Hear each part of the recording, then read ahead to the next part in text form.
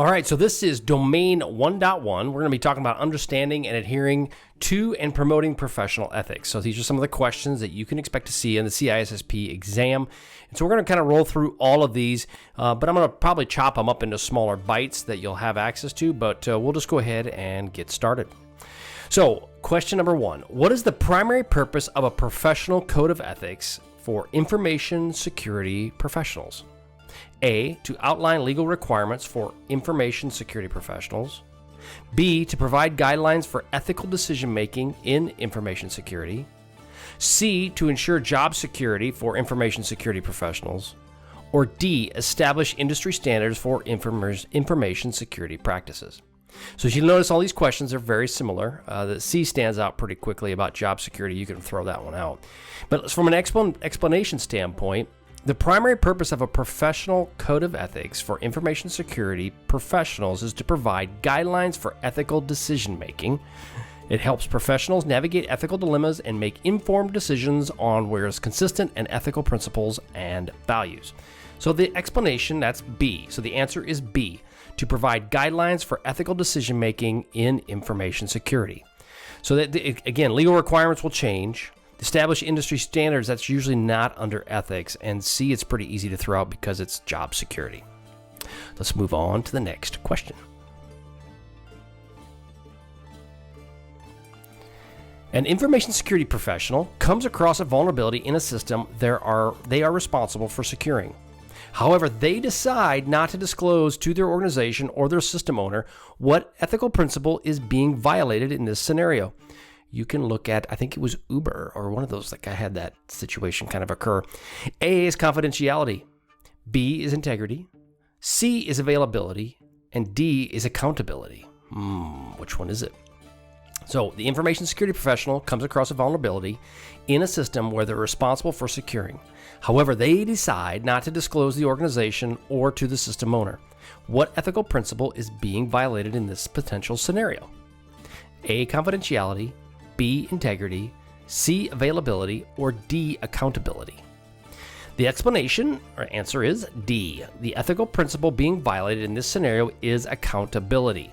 Information security professionals have their due responsibility to be transparent and accountable for their actions. This will bite you if you don't, including promptly disclosing vulnerabilities to the appropriate parties for resolution. Again, that accountability is a key factor. Okay, question 3. What is the role of an information security professional in promoting security awareness among employees? So, what is the role of an information security professional in promoting security awareness among employees? A, to develop and implement security policies and procedures. B, to conduct security audits and risk assessments. C, to provide training and education on security best practices.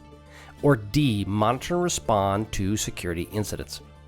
So let's ask the question one more time. What is the role of information security professional in promoting security awareness among employees?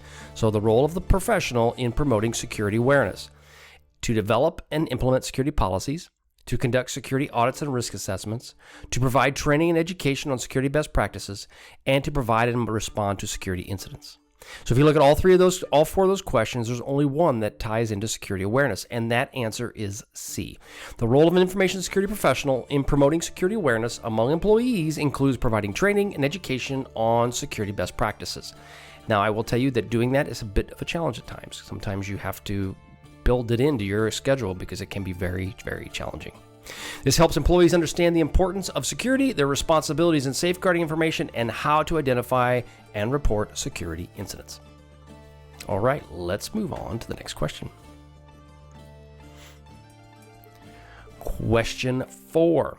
Which of the following actions by an information security professional would likely be considered a violation of professional ethics?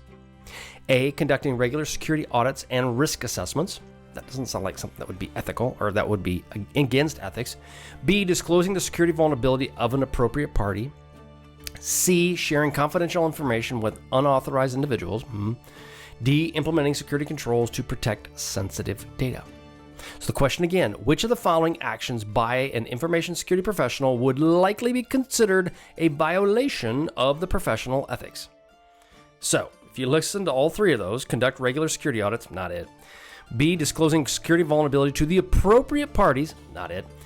C, sharing confidential information with unauthorized individuals, probably. And D, implementing security controls to protect sensitive data. That's not it. So the answer would be C.